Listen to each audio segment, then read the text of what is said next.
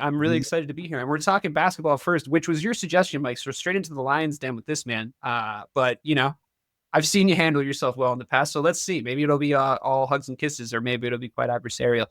Luka Dončić got traded for a fucking hill of beans. What do you guys think? What do you guys think of that? Is that a fair assessment? I personally, obviously, and we talked about this prior to coming on the show a little bit, don't think that was a very fair trade. Doesn't seem like the NBA community as a whole thinks it's a fair trade. Ray, you got any hot takes? You think this was a good trade for the Dallas Mavericks? So, I mean, I think in the immediate, yes, only because I feel like, obviously we know what slander at times we were giving Kyrie as Boston fans.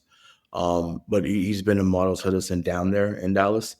I think that he's motivated to be, what he's been down there, even more. I think he had 34 in their last game. I know they lost to Philly, which is wild, but he did come up with a 34-point performance. So I do think him and AD on the surface is a very good combination. At the same time, it's like, I don't know how LA continues to get away with it, unless I'll let Mike elaborate on that. Further, but it's just like, but like I said, just far from the Dallas standpoint, in the immediate, they win. Because you got guys I feel like that would be motivated to play. You got the number 1 pick from 2011, the number 1 pick from 2012. So as long as they stay healthy, yeah, they can make a little run in the West. I don't know if they get back to the finals, but I can see them getting to a second round and at the best, a conference finals like they did last year. And that is really the issue at hand, though, isn't it, Mike? I mean, this is a team that, however unlikely it was, when we look back on the Dallas Mavericks finals run, how happy we were to see that it was them. If we're all really being honest, if we had been able to pick, it would have been them, and I think, waxed them accordingly. They're not a finals team anymore, but like, were they going to be again? Maybe, probably not. They did maybe need to shake something up, I think, is what Ray's saying. And is that fair? You don't shop it around to the rest of the league, Michael. You don't shop it around to the rest of the league, see what the best deal is. That's where I'm with Ray. How does LA continue to get away with this, Mike? Okay, so I do think that this was, yes, an unfair trade in favor of the Lakers. Yes. But I have a question before I expound upon my overall thoughts on it. Why did the NBA let this go through, but not let the CP3 trade go through all those years ago with Kobe? I know. Because Stern was like, fuck you guys. And now I just like him and Cole. Right. Like, this is just that. Because this is pre-injury Chris. Man, that would have been. I mean, I don't. It was the happiest fucking day when it got banned for no reason. I didn't do any investigation into how fair it was, because we were such fans. I do think. I mean, obviously, Lamar Odom went away in the deal. Paul Gasol won the deal. So now, if their goal was eventually to get what they got the next year, was Dwight Howard, like, yeah, CP3, Kobe, and Dwight Howard. I mean, good night. Like, at that time would have been crazy.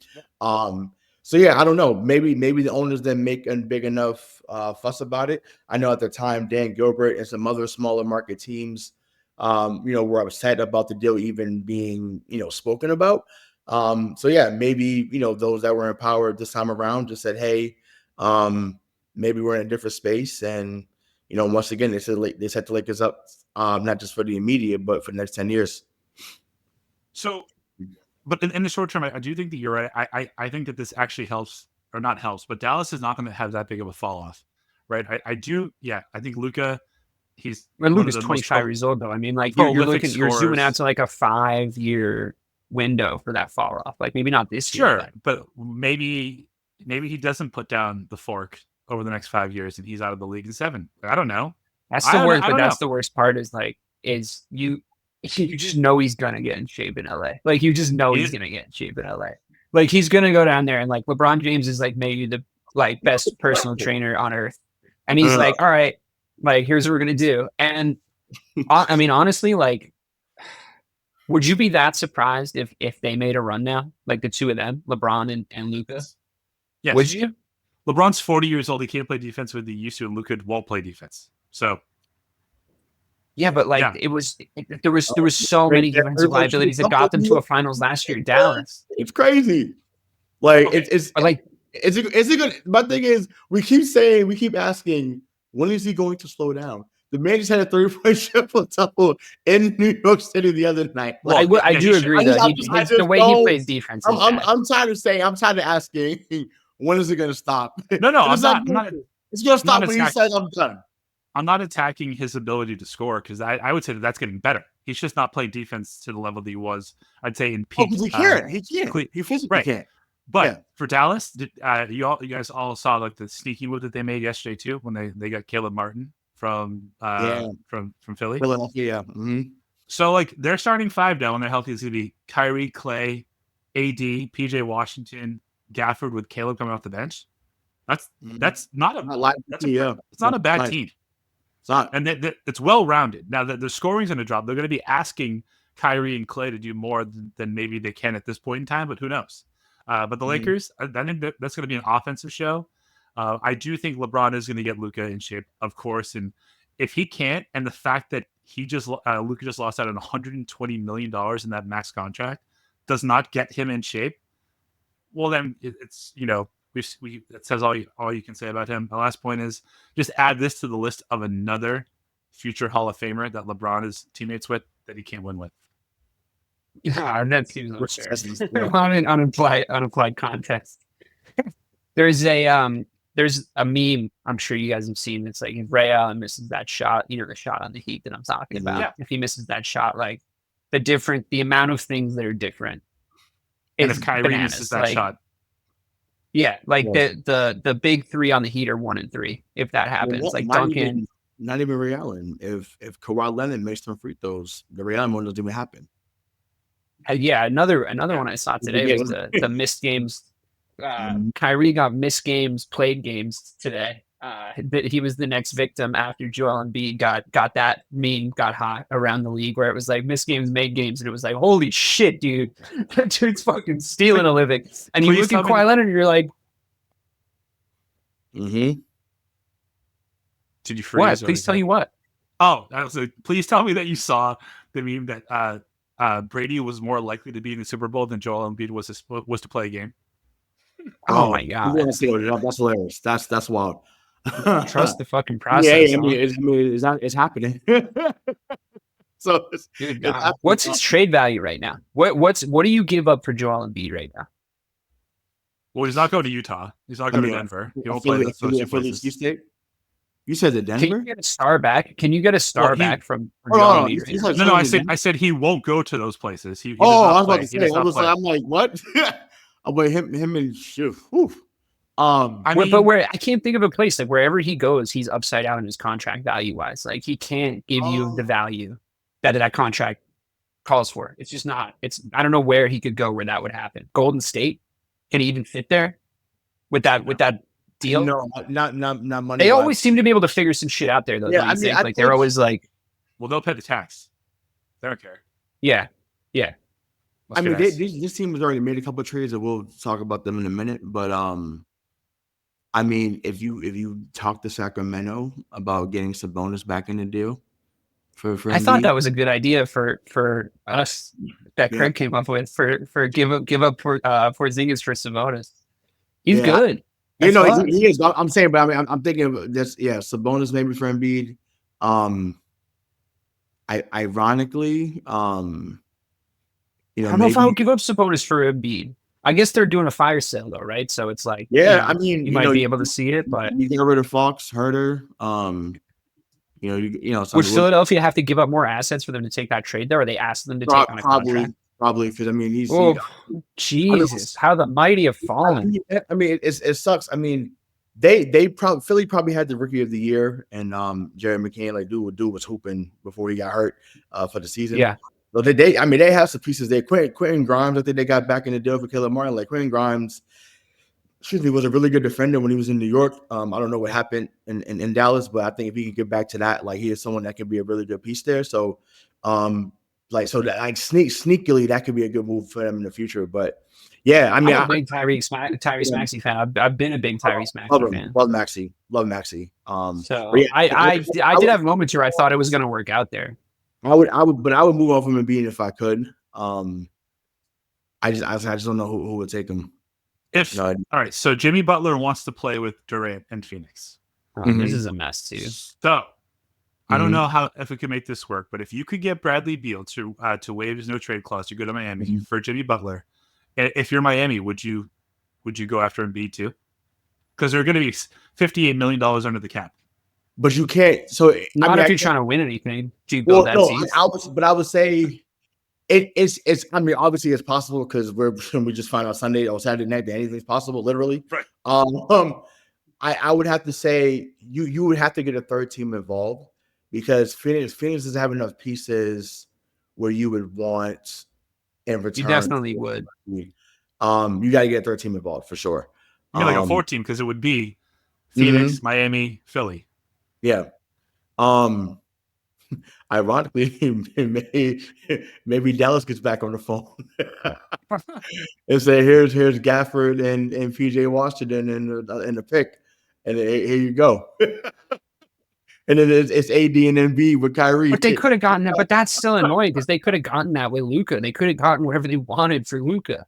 Like, that's the most annoying part of the whole trade is, like, they could have had just taken a haul for him because they knew he was a fat fucking waste of space, but, like, nobody else was really saying that to themselves. Because they could have peddled that narrative afterwards if they got this big, brings us back to that idea. Like, I do what you said, Mike, and what you seconded, Ray. Like, I do agree with the idea that, like, it's not as if they just became, like, a charity team. Like, it's not as if they just became a terrible starting five. Like, Anthony Davis is older. 31 is old for a big man, but I do also agree that some of the discourse around that, especially on social media, is like a little overblown where it's like, okay, but like AD can still give it to you. Like, obviously, just like watch him, like he can still give it to you. From time to time. Like, the Lakers, and yeah. So like, yeah, I mean, he's closer to a late stage Kareem, at this point. Like, he knows how he can go out there and get his points. He might not necessarily be able to like adapt around the game. He might not be able to necessarily get up and down the floor quite as quickly. But he knows how to go get his 25. So if you can math your way to figuring that out where they are, I agree with you guys wholeheartedly. I just think that it makes sense. The fulcrum of the frustration for everybody makes sense in my head because it's like, but no one else got a phone call, dude. Like, that just seems like a dereliction of duty. Yeah, and this, and you guys can tell me if it's far-fetched. Those that listen to this, you can tell me in the comments this is far-fetched. This is just something I thought about on the fly. And that's why we call it hypothetical, obviously. If they were actually fielding calls, and if he really was that much of a detriment to your team and to the organization overall, you know who I would have called on the phone? I would have called Detroit and said, "Would you give me Cade Cunningham for Luka?" I'd have shipped this out and some picks and a big fucking bag of picks. Give me Cade Cunningham, a few picks, maybe throw in Malik Beasley as well, somebody else like that, and send him back to Dallas because Cade Cunningham is from Texas. And to me, you still would have been set up because Cade Cunningham, if you haven't been watching, that brother is special in Detroit. He's putting up some real nice numbers out there. I think he should be a first time also, if I'm not mistaken. So that's somewhere out. Like I said, you don't ship him to LA where he can still. He's going to get that $100 million back. Let's be real. He's going to get the $100 million back, whether it's in branding. No, sure, that's not really relevant. I agree. He'll be fine. It's just like to me. You ship him to a place where, like the NBA purgatory. Detroit's gotten better. They're considered NBA purgatory compared to the Lakers. So, I don't know. I just think like you got to shoot for the moon with a blue chip player like that. A guy that basically like represented a finals push. With obviously like a solid supporting cast with like Kyrie playing as well as he was playing up until that point, and like the things they did were impressive as a team, but like, let's be honest, like Luka got him there and that wasn't enough. And that's fine. But his stock was at an all-time high. He might go there and win, but like OKC, I would be probably my first call. I'd be like SGA for Luka straight up. What do you think? And like you've then solved your problem where you think you have to move on from this guy for whatever reason, because I don't know what the reason is. And the speculation is what Mike said. I think predominantly that they were like, "You're a fucking fat slob. You need to like." They said he got to professional athlete. 275. DK, just to give you clarity, the Mavericks said that he got up to 275 pounds this year, and that's a problem. But they also just gave him a chip on his shoulder and a reason to like get in really good shape and go kill them for the next like 7 years. But like like Ray saying, like send him to fucking Los Angeles. Like, okay, cool, but. Yeah. I think OKC takes the phone call at the very least, right? I know that that's their guy, and I know it's I know it's big, but I mean that Luka Dončić is ready to go now, But and that would be seen as an equal trade, though. Like people wouldn't have been like, "Oh my god, I can't believe they got fleeced." Like people were legit hot about this happening, and I agree because I think they could have gone way more for him. Yeah, but I mean, but once again, and it's been said around different platforms, but it's true. Like this is what the Lakers are the Yankees of the NBA, and I know, it's whatever they can get to Tinseltown, they're gonna do that. So from Will Chamberlain to people were throwing Kobe in there. I'm like, Kobe was drafted. Yeah, yes, it was a draft day trade with Charlotte, but I'm like, he was drafted. Stop it. Like he's homegrown. Magic homegrown. James Worthy homegrown. Kareem, but yeah, not homegrown. Who? Kareem. No, Kareem wasn't homegrown. No, I was saying Wilt. Worthy. Yeah, Wilt. Yeah, Kareem. Shaq. LeBron. Yeah, it's crazy. I mean, so that's what they do. But they're not going to win. You just know it. You both do know it. They're not going to win the championship. I mean, the thing is, I do want to see one if they do something else tomorrow. Like they do actually get a big man tomorrow. But no, if they get Embiid and he plays, I'm gonna be. No, that'd be insane. But other LeBron's just like, I'm gonna fix your bodies. Let's go. Other polls next year, and the year after that will want to come to LA. Luka will draw. He will draw people over there. That's gonna happen. That's for sure. Yeah, I mean LeBron still does, I would say. And also just the fact that they're the Los Angeles Lakers, as much as that tastes gross, like coming out of my mouth. It is true. But let's talk about something else. The Milwaukee Bucks finally moved on from Chris Middleton. I felt like the story of their attempts to win since they won, outside of like, why the fuck did you guys trade Drew Holiday? But thank you. Why did you go all with that whole narrative? We discussed ad nauseum, but I do think that there's something to be said for we're just waiting on Middleton to be healthy in a playoff series was a lot of what they were saying for a long time. And I think on our side, because we know we've seen the matchups, I think on our side, there was a lot of saying, Chris Middleton's not fucking healthy for this Milwaukee series because he kills us on the wing and it sucks. Like he does give it to us on the wing. Like he's always just felt like 2 years their veteran, like just a little bit ahead of our guys, especially in like playoff situations. So, I mean, we all remember that the slog that was the Milwaukee Bucks 7-game series a few years ago, where it was just like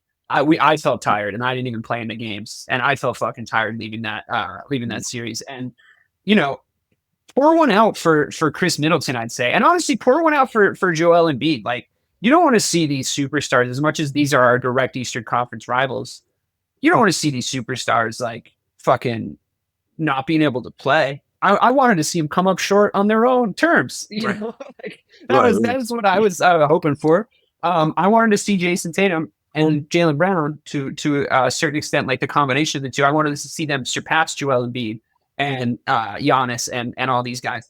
And it's like Giannis thankfully healthy, but his Robin, God, could never really get there. So like, I mean, I know we kind of hate Embiid more collectively for whatever reason, but come on, pour one out for these guys. These guys are ballers, and I don't know. Are we ever going to see a fully healthy, important minute stretch for either of them ever again? It seems like their teams are starting to not think so. So go ahead, Mike. I mean, no, I think Milwaukee understood that. I mean, yeah, you should credit Middleton with really that championship that they won after COVID. Like that, if he's not on the team, they do not win that. They don't stomp the Suns. Right. But over the next couple of years, like if you want to keep Giannis there and build around him, you think that he is the guy, which I think everyone believes that. You have to get younger and more athletic, and I think Kyle Kuzma is the next step in that. I don't know if he's as good as Chris Middleton at his peak, but I do think. I mean, he's only he's 29 years old, so he's definitely going to give you more valuable minutes right now. Yeah, and that's what you need. Like the last two postseasons, for the most part, Middleton's been absent. And if he wasn't, I think things, the series against us definitely goes a different way, in my opinion. No, for sure. No, absolutely. I think so. He was hurt most of the Indiana series last year. He was, but we had a lot of fun with killing Doc on there. I think they ended up We'll losing. always do that.